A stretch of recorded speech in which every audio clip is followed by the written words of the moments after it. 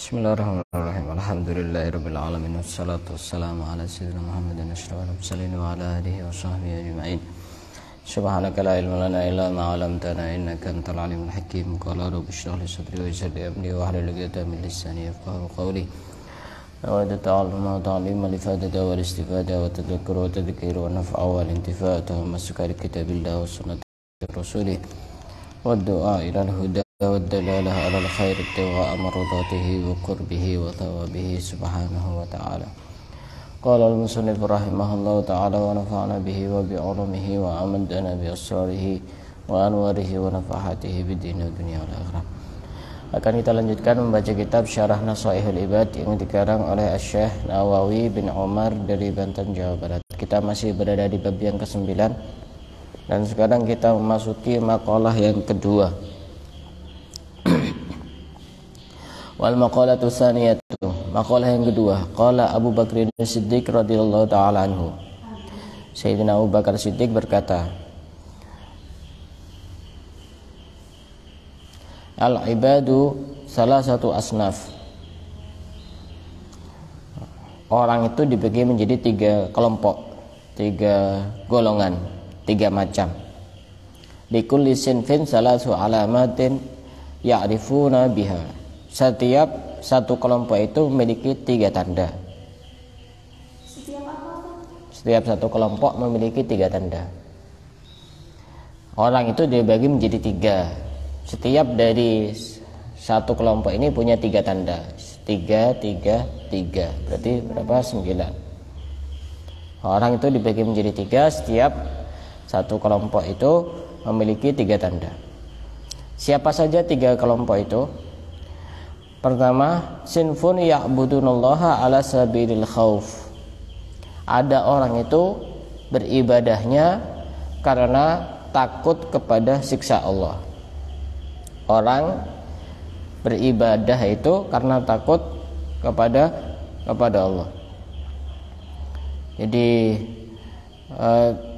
misalkan ibadahnya takut karena dimasukkan neraka, takut mendapatkan siksa. Itu ibadahnya begitu. Yang kedua, wasinfun ya'budunallaha ala sabilir raja. Dan kelompok yang kedua beribadah kepada Allah atas dasar berharap mendapatkan rahmat dan kasih sayang Allah. Tujuan ibadahnya itu bukan karena takut kepada neraka, tapi karena mengharap rahmat Allah, mengharap kasih sayang Allah, mengharap surganya Allah. Itu kelompok yang kedua. Yang ketiga, wasinfun ya'budunallaha ala sabilil hubbi. Kelompok yang ketiga ini adalah kelompok yang beribadah kepada Allah atas dasar cinta. Atas dasar cinta ini bukan karena ingin selamat dari neraka, bukan karena ingin masuk surga, tapi karena memang cinta kepada Allah. Karena cinta kepada Allah.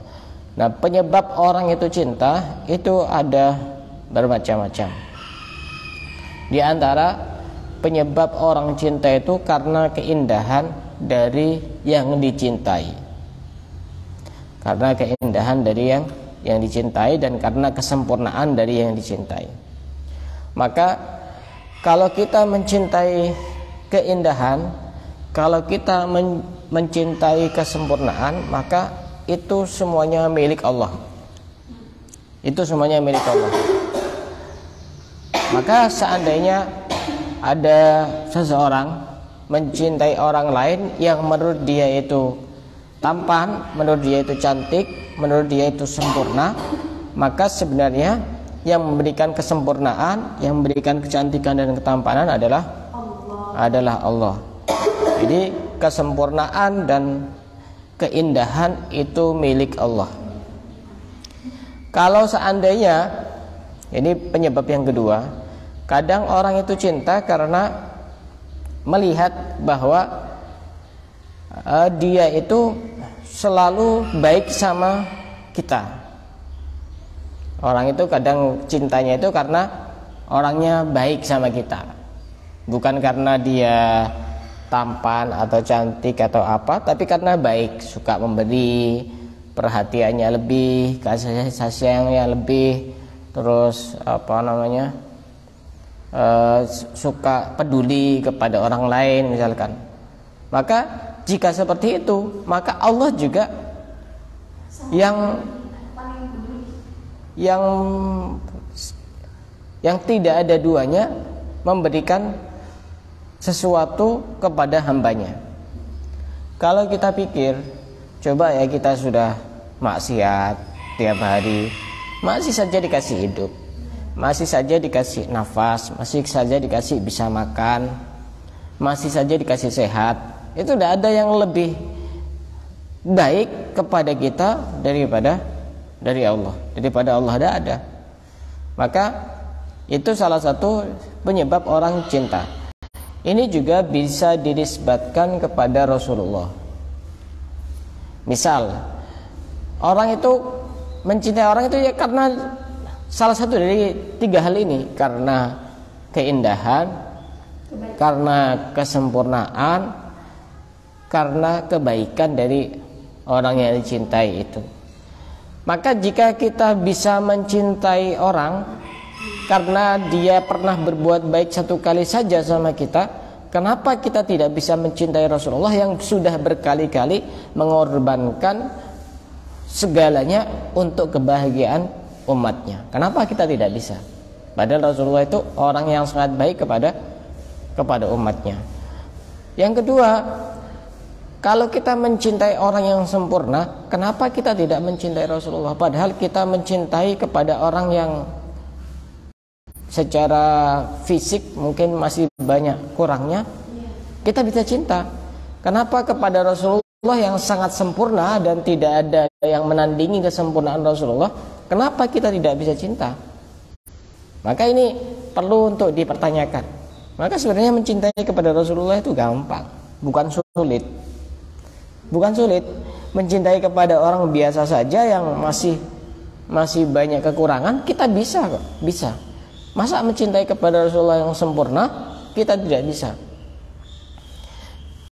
Misal, anggap saja, misal kamu pernah dikasih orang satu kali saja, pernah dikasih uang, Mbak Wahyu mana? Dipanggil aja, nanti kasihan, soalnya ada ngaji. Nanti biar dilanjutkan. Bilang aja dipanggil begitu. Dilanjutkan nanti begitu. Misal ada orang yang pernah ngasih uang 1 juta, satu kali saja pernah ngasih kepada kamu. Kira-kira kamu bisa cinta enggak? Cinta dalam arti yang luas ya. Walaupun cinta tidak harus untuk menikah dengan dia atau apa. Bisa enggak cinta sama dia? Kalau cuma satu kali bisa kayaknya. Tapi kalau berbuat baik ya bisa, berteman baik. Ya kan hatinya tertarik sama dia kan? Cinta kan? Cinta dalam arti yang luas. Bisa enggak cinta? Kita dikasih uang 1 juta, satu kali saja. Bisa enggak kita cinta sama orang itu? Bisa kan? Bisa. Maka Rasulullah sudah berapa kali mengorbankan segalanya untuk kebahagiaan umatnya. Sudah berapa kali? Kan begitu. Apalagi misalkan, anggap saja pernah, misalkan ada satu orang yang ngasih uang 1 miliar kepada kita, walaupun cuma satu kali. Kira-kira kita bisa cinta enggak sama orang itu? Bisa. Padahal cuma satu kali. Rasulullah sudah berapa kali memberikan kebahagiaan kepada kita, sampai ketika Rasulullah disuruh masuk surga, beliau tidak berkenan sebelum mendapatkan kabar gembira kepada kita sebagai umatnya. Jadi mencintai Rasulullah itu tidak sulit sebenarnya. Tidak sulit. Mencintai Rasulullah tidak sulit. Mencintai orang lain yang banyak kekurangan saja kita bisa. Kenapa mencintai Rasulullah kok tidak bisa? Nah, penyebab orang tidak bisa mencintai Rasulullah itu ya karena dia tidak kenal. Jadi dianggap dia cuma sekedar angin yang berhembus saja, yang harus dilupakan begitu saja. Orang itu kalau sudah tahu sirah, sejarah Rasulullah, syama'il Rasulullah, Rasulullah wajahnya seperti apa, akhlaknya seperti apa, kasih sayangnya seperti apa, kepeduliannya seperti apa, nanti pasti cinta. Tidak mungkin tidak cinta. Tidak mungkin tidak cinta. Nah itu orang cinta itu begitu. Nah tadi al-ubad, orang yang ibadah itu ada 3 macam. Ada yang ibadahnya karena takut kepada siksa, ada yang ibadahnya karena mengharap rahmat Allah. Yang ketiga, ada yang ibadahnya karena cinta kepada Allah, begitu. Nah, kemarin juga manusia itu dibagi menjadi bermacam-macam juga. Ada manusia itu yang berlumuran dosa. Dosa macam-macam sudah. Semuanya, hampir semuanya dilakukan, masuk zina, judi, minum minuman keras, membunuh, narkoba, sabu-sabu, semuanya, hampir semuanya. Model orang seperti ini harus lebih banyak khaufnya, harus lebih banyak takutnya kepada Allah, agar takutnya kepada Allah itu bisa mencegah orang dari melakukan maksiat. Kalau model orang seperti itu, jadi cara dakwah kita kepada orang itu bisa berbeda, menyesuaikan dengan orangnya. Kalau kita dakwahnya kepada preman apa begitu, macam-macam begitu, maka kita harus lebih sering untuk ngasih peringatan terkait dengan siksa-siksa dari Allah Subhanahu wa taala. Siksa-siksanya apa? Orang kalau minum minuman keras itu bagaimana? Orang itu kalau berjudi bagaimana? Orang itu kalau berzina bagaimana? Itu harus kita peringatkan begitu. Kalau memang dia orang yang ahli maksiat begitu.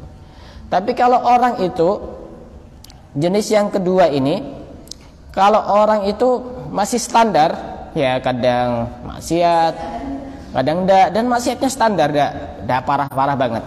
Kadang dia juga sholat, kadang-kadang juga tidak sholat, kadang-kadang tidak sholat. Maka orang yang seperti ini lebih bagusnya antara khauf dan roja itu harus seimbang. Seperti kita ini, insya Allah ya, kita ini termasuk kelompok yang kedua, insya Allah. Ya, masih masuk kelompok yang kedua. Ini khauf dan rojanya harus seimbang. Jadi dia tetap melakukan kewajiban-kewajiban kepada Allah, masih sholat, masih puasa, tapi kadang-kadang juga maksiat, kadang-kadang juga sholatnya ditinggal, teledor begitu. Kalau seperti itu orangnya harus seimbang antara khauf dan roja. Khauf itu dia harus takut kepada Allah untuk meminimalisir maksiat yang dia lakukan. Roja agar dia bersemangat untuk melakukan ibadah. Seperti pemahaman yang sebelumnya, pertemuan yang sebelumnya sudah saya jelaskan juga. Dalam hidup itu juga seperti itu, harus seimbang antara khauf dan roja. Orang itu kalau terlalu berlebihan rasa takutnya di dalam menjalani hidup, misalkan nanti saya sehari kemudian saya ini dapat uang dari mana, makan apa, terus nanti anak saya bagaimana. Ini takut yang berlebihan. Ini bisa menjadikan orang pesimis. Harus diimbangi dengan roja. Roja itu berharap kepada Allah. Kita yakin bahwa Allah itu maha kaya, Allah itu maha memberi, Allah itu tidak membiarkan hambanya begitu saja. Ketika dua perasaan ini seimbang di dalam diri manusia, maka dia itu santai-santai saja. Saya itu termasuk tipe orang ya tahadus bin nikmah. Saya itu tipe orang yang tidak begitu susah urusan uang itu. Tidak begitu susah. Saya kadang tidak pegang uang sama sekali. Tapi ya mikir tapi biasa-biasa saja. Santai, tidak begitu. Saya yakin Allah itu kaya. Masa kita punya Allah yang kaya kok takut miskin gitu. Saya santai. Kemarin saya ada pengalaman. Kemarin itu ada salah satu guru saya dari Tarem ke Bondowoso, karena beliau punya istri di Bondowoso. Nah kemarin ada teman saya yang ngajak ke Bondowoso, mau nyabis kepada beliau itu. Saya bilang saya mau ikut. Setelah saya bilang saya mau ikut, saya mikir, oh iya, masa iya saya tidak salaman sama beliau, tidak ngasih sama beliau, padahal saya tidak punya uang kemarin itu. Saya tidak punya uang. Ya apa ya, di sisi yang lain saya pengen ketemu sama guru saya, sudah 10 tahun tidak ketemu. Di sisi yang lain, oh iya, saya pakai uang apa ini? Masa iya kosongan, tidak pantas sama guru itu. Tapi karena niat baik yang tulus itu dikasih jalan sama Allah. Jam 6 saya dikasih kabar itu, jam 6 pagi sebelum saya ngisi di sini. Jam 9 saya ada yang minta tolong untuk ruqyah. Dan alhamdulillah, ya walaupun saya tidak pernah minta, dikasih sama orang itu. Setelah itu pulang, ada lagi yang nelpon saya untuk datang ke rumahnya untuk nangani juga orang ruqyah. Ya, akhirnya itu dari itu saya kasihkan kepada guru saya. Itu kita harus optimis, jangan gampang pesimis, karena orang yang gampang pesimis itu mudah untuk diganggu setan, mudah diganggu oleh makhluk-makhluk yang tidak kasat mata begitu. Jadi kalau kita seperti ini harus seimbang antara khauf dan roja, berharapnya juga harus seimbang, takutnya juga harus seimbang begitu. Tapi kalau orang itu sudah cinta, ya sudah, itu udah ini. Tidak ada bedanya antara khauf dan roja, dia tetap lurus terus begitu. Tapi ada satu keadaan di mana orang itu harus lebih banyak rojaknya, yaitu ketika dia sakaratul maut. Ketika orang mau mati itu jangan diingatkan dosanya. Misalkan ketika ada orang sudah sakit parah, sudah hampir mati begitu, jangan diingatkan, kamu banyak istighfar karena dulu kamu pernah nyakiti saya. Misalnya begitu. Jangan. Kasih diingatkan kebaikan-kebaikan yang pernah dia lakukan. Kamu harus yakin, kamu dulu itu pernah sholat jamaah di masjid, kamu itu pernah hadir majelis ilmu, kamu itu pernah bertemu dengan orang soleh. Pasti kamu harus yakin bahwa Allah akan mengampuni kamu. Begitu, jangan diingatkan dosa-dosanya, ada waktunya sendiri. Kalau masih muda-muda begini, diingatkan dosanya tidak apa-apa begitu. Nah, tadi itu ada 3 kelompok orang di dalam beribadah. Ada yang ibadahnya karena takut kepada siksa Allah, ada yang karena berharap rahmat Allah, ada yang karena cinta kepada Allah. Sekarang tanda-tanda dari orang yang ibadah karena takut kepada Allah. Ada 3 tanda. Pertama, yastahqiru nafsahu.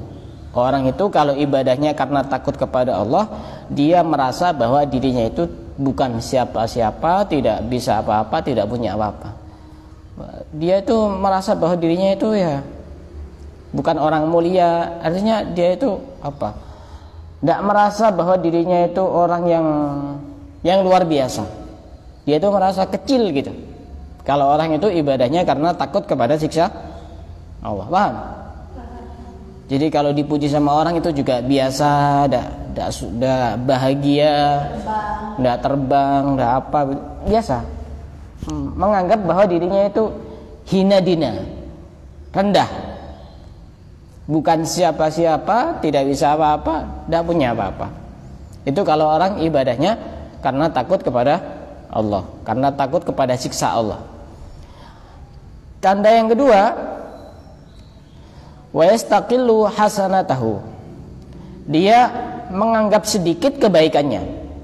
Walaupun misalkan setiap hari membaca Al-Quran 10 juz, dia merasa bahwa 10 juz itu sedikit. Dia membaca sholawat setiap hari 10.000, dia merasa bahwa 10.000 itu sedikit. Itu kalau orang ibadahnya karena takut kepada Allah. Saya sholat takut nanti disiksa di neraka, saya sholat takut nanti dipukul sama malaikat, misalnya begitu. Itu biasanya cirinya begitu, menganggap sedikit kebaikan yang dia lakukan. Wa yastaksiru sayyi'atahu, dan dia menganggap banyak keburukan yang dia lakukan. Misalkan contoh, misalkan dia laki-laki melihat perempuan yang bukan mahramnya, dan tidak ada tujuan yang baik. Itu kan dosa. Baru satu kali melihat saja dia seakan-akan menganggap bahwa itu adalah dosa yang cukup besar. Itu biasanya orang ibadahnya itu karena takut kepada Allah, begitu. Bagus seperti itu, bagus. Menganggap besar sebuah keburukan, menganggap kecil, menganggap sedikit sebuah kebaikan atau ibadah, begitu. Tapi ada satu prinsip yang harus kita pegang. Urusan berbuat dosa itu jangan kita melihat besar kecilnya dosa. Tapi urusan berbuat dosa itu kita harus melihat kepada siapa kita berdosa. Mau besar mau kecil dosanya, tetap kita berdosa kepada Allah. Kalau sudah berdosa kepada Allah, itu semuanya menjadi besar. Sama seperti murid kepada guru juga begitu. Jangan melihat kesalahannya kecil atau besar, tapi lihatlah kamu bersalah kepada siapa. Kalau sudah melihat bersalah kepada siapa, jawabannya kepada guru, semuanya kepada guru itu semuanya besar. Kesalahannya itu, walaupun kecil, sebenarnya itu semuanya besar. Itu orang bijaksana begitu. Karena kalau orang itu masih membeda-bedakan mana dosa besar, mana dosa kecil, maka dia nanti ketika melakukan dosa kecil, ya dia meremehkan. Allah kan cuma dosa kecil, nanti saya pakai wudhu juga hilang dosanya, diampuni. Saya pakai sholat juga nanti diampuni. Itu kalau orang masih membeda-bedakan antara dosa besar dan dosa kecil. Semuanya dosa, dosanya kepada Allah. Itu 3 tanda orang yang ibadahnya karena takut siksanya Allah. Yang kedua apa? Tanda-tanda orang yang ibadahnya karena berharap rahmat dan kasih sayang Allah. Tanda-tandanya yang pertama, yakunu qudwatan nasi fi jami'il halat. Biasanya orang yang ibadahnya karena mengharap rahmat Allah, kasih sayang Allah, itu biasanya dia menjadi panutan manusia. Biasanya begitu. Jadi ibadahnya memang berharap rahmat Allah, berharap kasih sayang Allah, berharap mendapatkan imbalan dari Allah termasuk surga. Itu biasanya orang seperti ini gampang menjadi panutan bagi orang lain, menjadi tokoh lah, tokoh yang diikuti gitu. Yang kedua, wa yakunu askhon nasi kullahum bil mal zuhdan fid dunya. Biasanya orang seperti ini dia itu orang yang dermawan biasanya. Kalau ibadahnya karena berharap rahmat Allah, berharap kasih sayang Allah, berharap imbalan dari Allah, biasanya orang seperti ini ciri-cirinya suka memberi sama orang. Ini butuh kasih, ini butuh kasih, ini butuh sumbang, ini membutuhkan bantuan dikasih lagi. Itu biasanya orang ibadahnya karena mengharap rahmatnya Allah. Karena bagaimanapun juga rahmatnya Allah itu sangat besar. Kita itu bisa masuk surga itu bukan karena amal ibadah kita. Kita itu bisa masuk surga karena rahmat dari Allah. Termasuk Rasulullah juga begitu. Jangan mengandalkan amal kita, karena amal kita itu masih banyak cacatnya, masih tujuannya macam-macam.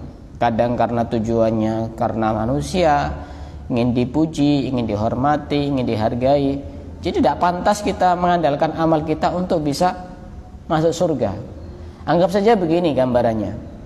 Kita mau membeli barang, tapi uangnya rusak-rusak, sudah sobek-sobek. Kita diterima apa enggak? Pakai uang yang sobek-sobek, kira-kira diterima enggak? Beli barang pakai uang yang sobek-sobek, enggak diterima karena enggak laku uangnya.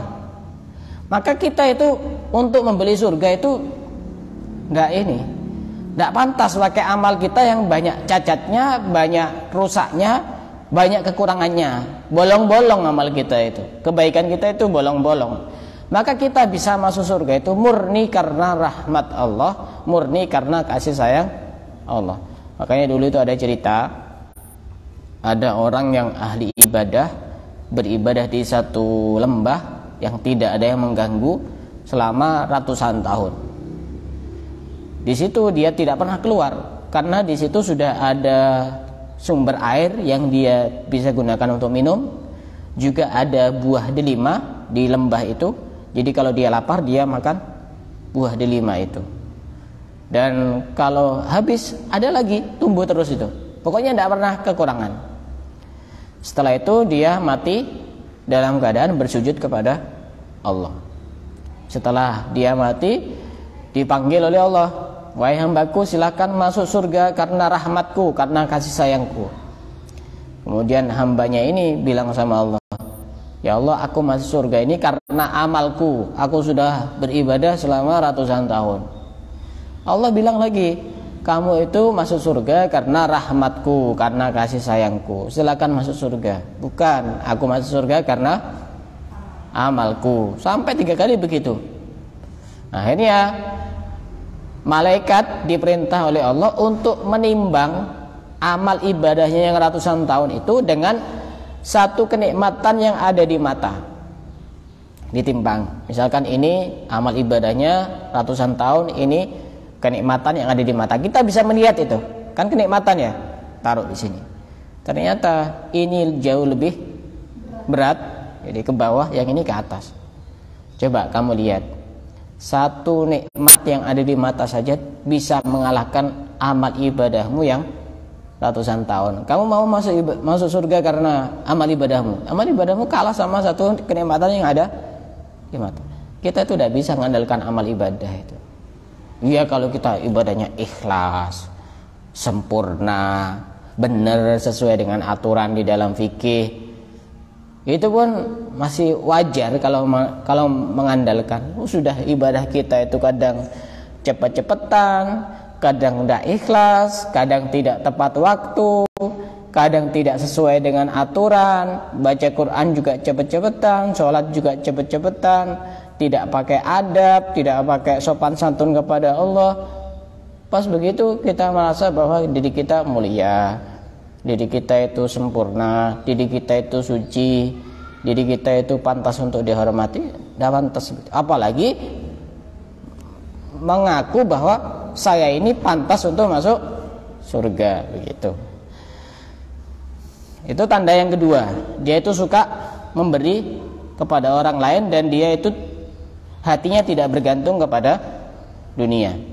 Yang ketiga tandanya, kalau orang itu ibadahnya karena mengharap rahmat Allah, dia orang yang husnudzon kepada semua makhluk. Dia termasuk orang yang husnudzon kepada semua makhluk. Husnudzon apa artinya? Berprasangka baik kepada semua makhluk. Makanya dikatakan oleh Syekh Abdul Qadir Jailani, kalau kita melihat kepada orang yang lebih tua, maka kita harus merasa bahwa orang yang lebih tua itu jauh lebih baik daripada kita. Kenapa? Karena orang yang lebih tua itu jauh lebih banyak ibadahnya. Kalau kita melihat kepada orang yang lebih muda daripada kita, maka kita harus merasa bahwa orang yang lebih muda itu jauh lebih baik daripada kita, karena dia dosanya jauh lebih sedikit. Kalau kita bertemu dengan orang kaya, kita harus merasa juga bahwa orang kaya itu jauh lebih baik. Kenapa? Karena orang kaya itu lebih banyak apanya? Sedekahnya.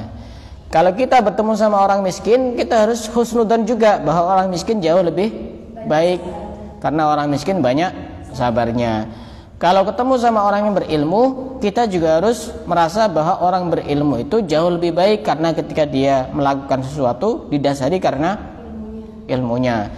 Kalau kita bertemu dengan orang yang bodoh, kita juga harus merasa bahwa orang bodoh itu lebih baik, karena kalaupun dia melanggar itu karena ketidaktahuannya, melanggar aturan syariat, ya karena memang dia tidak tahu.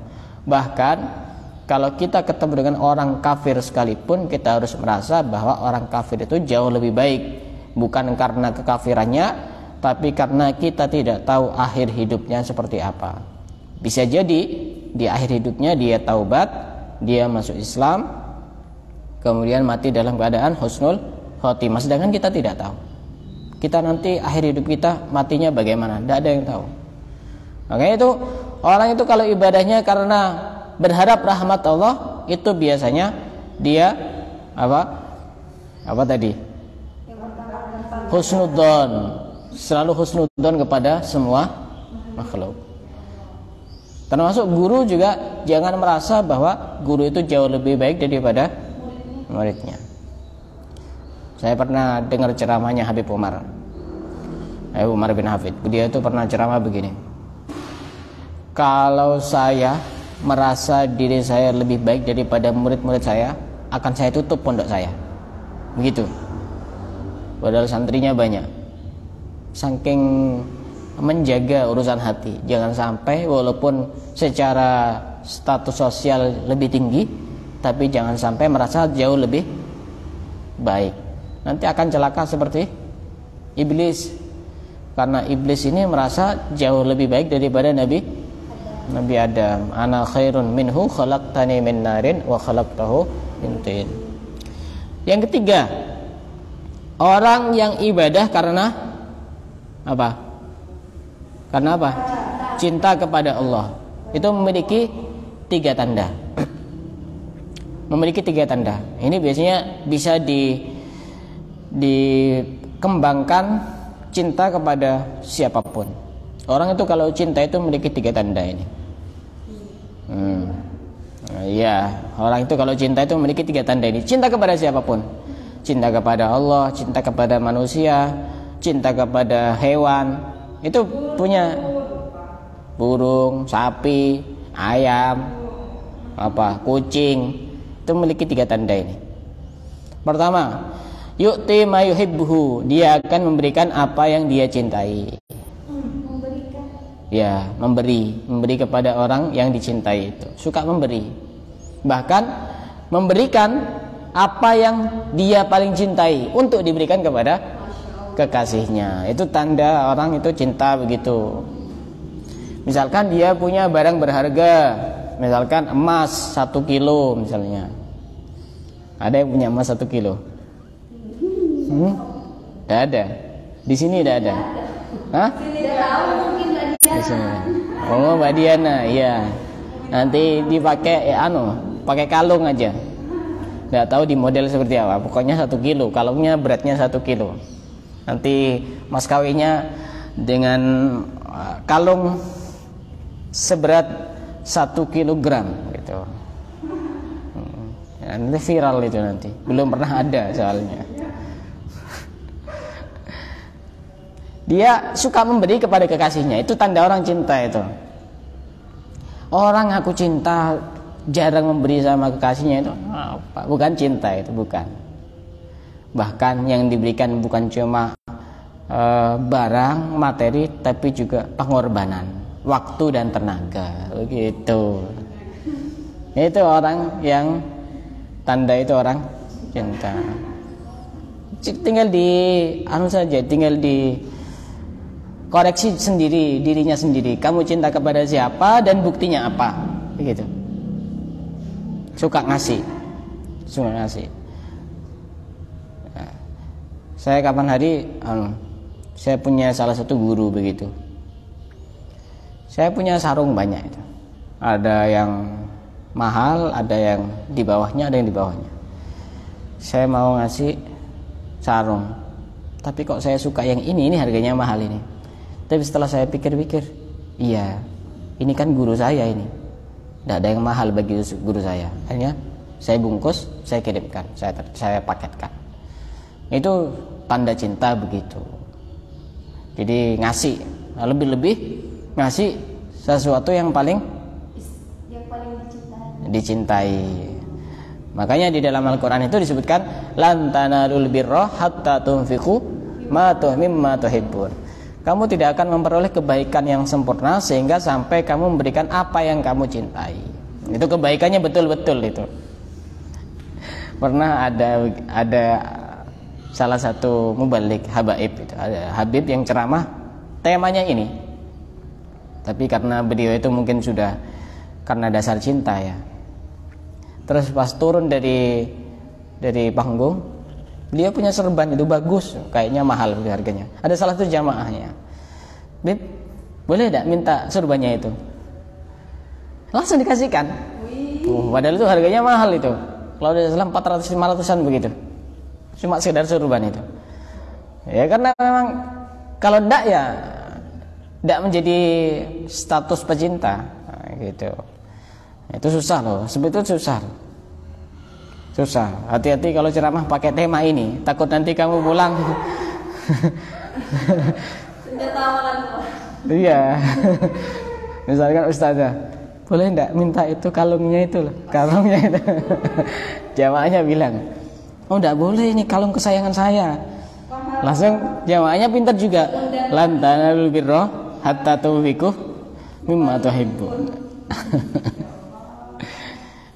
Kalau minta kenang-kenangan sama orang soleh itu pilih sandalnya, jangan pilih yang lain. Kalau pengen minta atau pengen dikasih, minta sandalnya atau sepatunya. Kenapa? Karena sandal tersebut yang membawa badannya, bersambung dengan hatinya bersambung sama Allah. Nah, begitu. Luar biasa, keren. Minta sandalnya, karena itu yang membawa, mengangkat badannya. Orang alim sudah mengerti, Ustaz. Langsung dikasih bagian yang paling penting. Iya, orang alim tuh tahu, tapi kadang kan apa ngasih pertanyaan sama jamaahnya itu, kadang jamaahnya enggak tahu gitu loh. Akhirnya dikasihkan sama yang lain yang lebih tahu. Gitu. Tanda yang kedua. Tanda yang kedua, orang yang beribadah karena apa tadi? Karena cinta kepada Allah. Ya'malu bisakhatin nafsahu. Dia beramal karena untuk membenci kepada nafsunya sendiri. Artinya dia melakukan kebaikan itu untuk memerangi nafsunya sendiri. Siapa Mbak ini? Dipanggil siapa? Anak-anak pondok ada perlunya. Oh, kalau ada perlunya jangan manggil antara jam 6 sampai jam 7. Enggak boleh, soalnya kebiasaan. Enggak, soalnya kebiasaan beberapa hari kemarin. Biar tidak mengganggu konsentrasi. Ya. Jangan manggil saya antara jam 6 sampai Jam 7. saya pun ketika ada telepon jam 6 sampai jam 7 tidak akan saya angkat siapapun itu. Tidak akan saya angkat siapapun itu. Mau telepon berapa kali tidak akan saya angkat kalau belum selesai. Saya lanjutkan. Orang itu kalau beribadah karena cinta kepada Allah itu, tanda yang kedua adalah dia itu ibadahnya untuk memerangi hawa nafsunya sendiri agar mendapatkan ridho dari Allah, begitu. Pokoknya melakukan kebaikan dan kebaikan untuk membenci kepada hawa nafsunya sendiri. Kemudian kamu datang ke sini kira-kira malas apa berat? Sedikit ya, Nah, maka itu kan hal yang berlawanan dengan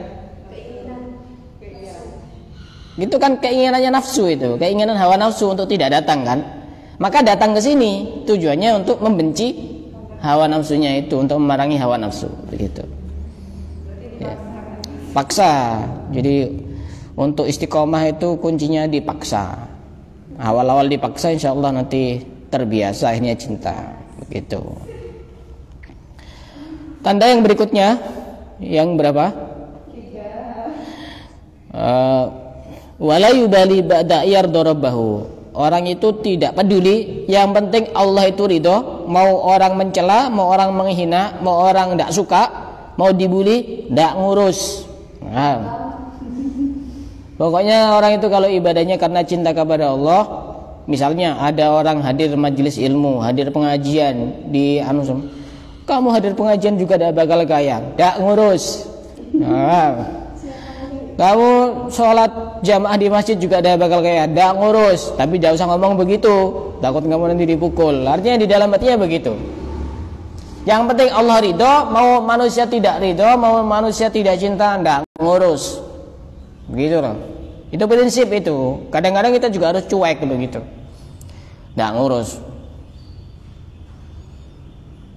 Walaupun seluruh manusia benci kepada kita, kalau Allah ridho kepada kita, Allah cinta kepada kita, tidak ada artinya mereka benci, begitu. Tanda yang ketiga, Tadi ada yang satu paket itu. Dia itu cuek, tidak peduli, pokoknya Allah itu ridho, itu udah ada masalah. Yang ketiga, wa yakunu fi jamil halati ma sayyidi fi amrihi wa nahyi. Dia selalu bersama Allah, baik ketika melakukan perintah atau ketika mau melakukan larangan. Artinya dia itu waspada orangnya. Mau melanggar aturan, mau maksiat, ada Allah, saya bersama Allah. Mau melakukan ibadah, saya bersama Allah, harus benar ibadahnya, harus ikhlas ibadahnya. Nah, itu salah satu tanda orang yang ibadahnya karena cinta kepada Allah. Insyaallah akan kita lanjutkan kajian kita pada pertemuan yang akan datang. Makalah yang ketiga menjelaskan tentang anak-anak setan ada 9. Jangan sampai kalau kita punya anak dinamakan yang 9 ini. Jadi setan punya anak 9. Itu punya tugas masing-masing untuk menggoda manusia. Ada tugasnya itu. Kalau dalam acara-acara pengajian itu ada bagian-bagiannya. Ini ada bagian dokumentasi, ini bagian konsumsi, ini bagian acara, ini bagian perlengkapan. Setan juga begitu. Anaknya punya tugas masing-masing gitu. Yang ditugasi untuk menggoda ustadz itu anak yang namanya siapa gitu. Ada sendiri. Insyaallah akan kita lanjutkan pada pertemuan yang akan datang. Wallahu a'lam bishawab.